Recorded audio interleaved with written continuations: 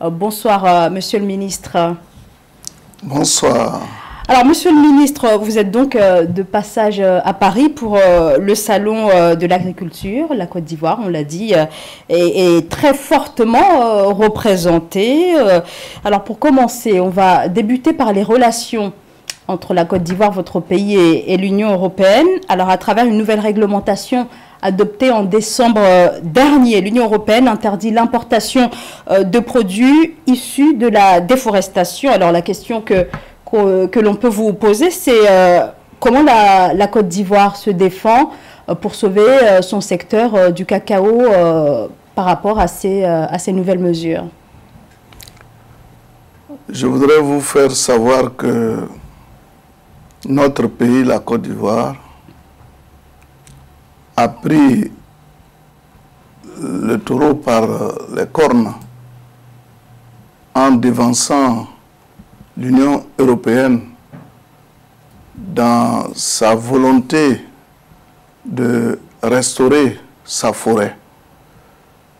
Vous savez très bien que il y a 6 produits qui sont concernés par les mesures de l'Union européenne et particulièrement le cacao. Nous avons décidé nous-mêmes de faire le recensement de l'ensemble de nos producteurs qui sont dans les zones rurales où est produit le cacao. Aujourd'hui, nous sommes à près d'1 million de personnes productrices de cacao. Nous avons également géolocalisé toutes les parcelles où l'on peut trouver les exploitations cacaoyères. Et je puis vous rassurer qu'aujourd'hui, plus de 85% de notre cacao sort des zones régulièrement établies, considérées comme des forêts dans les zones rurales. Donc, en aucune façon, ce produit ne peut faire l'objet d'attaques. Évidemment, il y a à côté des 85% de production qui sont régulières, nous avons 15%, je dirais même 10 à 15% de nos produits qui sortent des forêts classées. Ah, mais quelles sont les répercussions de cette mesure au niveau des producteurs? Et donc, c'est dire que cela ne va pas tellement impacter nos producteurs, dans la mesure où, de commun accord avec le ministère des Eaux et Forêts, le Conseil du café cacao, nous avons décidé de faire un planting d'arbres dans les parcelles occupés par les producteurs de cacao et qui sont dans les zones classées. Donc, c'est dire que ces mesures n'auront pas d'impact significatif, surtout négatif, sur nos producteurs, puisque nous avons pris les devants et nous avons décidé nous-mêmes de nous conformer aux exigences de l'Union européenne bien avant même que le règlement n'apparaisse. Et aujourd'hui, vous pouvez, au niveau de la Côte d'Ivoire, voir que le producteur de cacao dispose d'une carte. Une carte qui l'identifie et en même temps qui lui sert aussi de carte bancaire pour faire ses opérations. Alors, Monsieur le ministre, en tout cas, toutes les mesures qui entourent le secteur du cacao, qui est extrêmement crucial pour l'économie ivoirienne, toutes les mesures sont très suivies. Alors, ce secteur, la filière cacao, est régulièrement accusée d'être peu profitable aux cultivateurs. En effet, les planteurs ne perçoivent que 6% des 100 milliards de dollars que génère ce secteur au niveau mondial chaque année. Alors en 2021, avec le Ghana, la Côte d'Ivoire a pris la décision de mettre en place un différentiel de revenus décent. Quel bilan vous faites de ce dispositif? Je crois que l'Union européenne aussi doit aller plus loin dans les mesures qu'elle prend pour freiner les productions qui sortent des zones issues de la déforestation. Mais en même temps, l'Union européenne aussi doit se préoccuper du quotidien des producteurs. Et c'est pour cela nous disons que nous devons nous mettre ensemble pour aller défendre les intérêts de nos producteurs. La Côte d'Ivoire et le Ghana ont décidé donc, sous la houlette de leurs deux chefs d'État, le président Nana Akufo-Addo et le président Alassane Ouattara, de mettre en place l'initiative Cacao Côte d'Ivoire-Ghana. Cette initiative a pour objet de nous mettre ensemble et de défendre les intérêts des paysans. Et dans ce cadre-là, on a mis en place une politique dénommée le DRD, différentiel de revenus de sang, où il est question de permettre à nos producteurs de disposer de 400 $ la tonne de fèves de cacao commercialisées. Évidemment, tout se passe bien, mais il y a toujours des multinationales véreuses qui ne veulent pas appliquer la mesure. Il y en a d'autres, par contre, qui respectent les engagements que nous avons pris. Et vous voyez que cette année, au niveau de la Côte d'Ivoire, le prix est allé à 800 francs le kilogramme. Vous avez parfaitement raison aussi de dire que ça ne profite pas aux planteurs, parce que ce sont les multinationales qui font la transformation de notre cacao qui sont les véritables bénéficiaires de ces exploitations. Pourquoi? Parce que au moment où on paye le kilogramme de cacao à 900 francs, le même kilogramme de cacao, lorsqu'il est transformé, est payé entre 25 000 et 30 000 francs. Alors, ce n'est pas normal. Monsieur le ministre, justement, quelles mesures vous envisagez? Vous avez fait ce constat vous-même afin que les multinationales ne soient pas les seules ou presque à profiter de cette filière du cacao. Mais nous avons décidé nous-mêmes de transformer nos propres produits.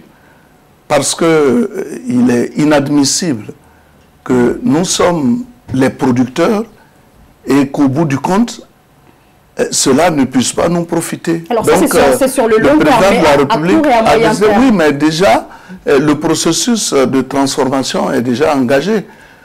Nous sommes aujourd'hui le premier pays broyeur de fèves de cacao. Nous sommes à 800 000 tonnes de fèves de cacao broyées pour en sortir du beurre et de la poudre. À l'horizon 2025, nous devons être capables de broyer la moitié donc, de notre production. Et en 2030, nous devons être capables de transformer la totalité de notre cacao pour ce qui est de la première transformation. Mais on va plus au-delà pour que, au niveau même de notre pays, nous soyons capables de sortir des tablettes de chocolat pour que cela soit exporté dans les autres pays. Alors justement sur le terrain, quelles sont les mesures, quels sont les dispositifs qui ont été mis en place afin d'atteindre justement cet objectif qui est la transformation qui revêt effectivement un enjeu capital pour l'économie ivoirienne? Quelles sont les mesures précisément? Oui, mais vous avez vu, le président de la République l'année passée a posé la première pierre d'une usine de transformation de cacao. Et il y en a à San Pedro, à Abidjan. Aujourd'hui, nous avons décidé de former des champions nationaux qui s'activent eux-mêmes à faire de la transformation. Le Premier ministre était à San Pedro. On a posé la première pierre dans le même domaine. Et je puis vous dire qu'aujourd'hui, nous avons des installations d'usines qui œuvrent à transformer notre produit au niveau local. Donc ce n'est pas maintenant que nous commençons, ça a déjà commencé, mais notre souhait c'est d'aller plus loin et d'inciter aussi tous ceux qui viennent en Côte d'Ivoire se procurer de notre cacao, de les intéresser à y être. Et il y a des faveurs qui leur sont accordées dans ce cadre-là, au niveau donc des subventions qui leur sont accordées, si d'aventure on doit faire venir des machines pour ce qui est de la transformation. Donc c'est une porte ouverte grâce à laquelle les gens peuvent venir s'installer sans moyen de déverser davantage de fonds quand il s'agit par exemple d'exonérer ou de payer des taxes. Alors d'un point de vue global et au-delà du secteur du cacao, quel est l'état des lieux du secteur agricole en Côte d'Ivoire actuellement? Aujourd'hui, avec la crise que nous connaissons en Ukraine, nos pays sont fortement ébranlés. Ébranlés parce que les intrants qui sont importés de l'extérieur coûtent énormément cher. Il y a une augmentation de l'ordre de 160%. Et cela n'est pas normal. Alors, mais la guerre en Ukraine est venue aggraver une situation qui est venue aggraver. Donc, nous avons décidé donc de faire une politique d'adaptation dans le cadre de notre lutte pour la souveraineté alimentaire. Et la politique d'adaptation, c'est quoi? C'est que nous devons être en mesure aujourd'hui de produire ce que nous consommons localement. Et le blé, c'est vrai, à partir du blé, on fabrique le pain, qui est l'un des aliments les plus consommés en Côte d'Ivoire.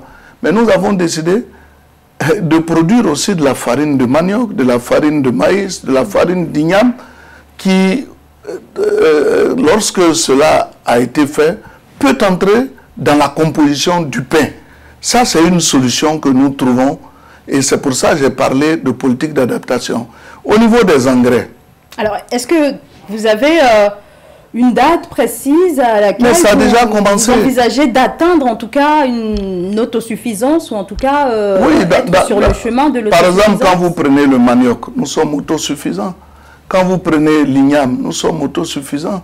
C'est vrai qu'on ne peut pas produire sur toute la saison, en toute saison, mais notre objectif par rapport à la politique que nous mettons en place pour produire même en contre-saison, c'est de pouvoir disposer à tout moment de denrées alimentaires. Et je crois que là-dessus, nous avons un programme de gestion agricole dénommé PNIA, qui est de deuxième génération, où il est question de produire davantage, de faire du stockage de ce que nous produisons pour éviter les pertes après production, et également de faire de la transformation pour que nous puissions vraiment disposer de denrées alimentaires au niveau de toute l'année. Alors donc c'est un travail qui se fait et je crois qu'au bout du compte, nous serons capables d'atteindre nos objectifs. Monsieur le ministre, merci d'avoir répondu à nos questions ce soir. Monsieur Kobenon Kwasi Adjumani, ministre ivoirien de l'Agriculture et du Développement rural. C'est moi qui vous remercie. Merci à vous.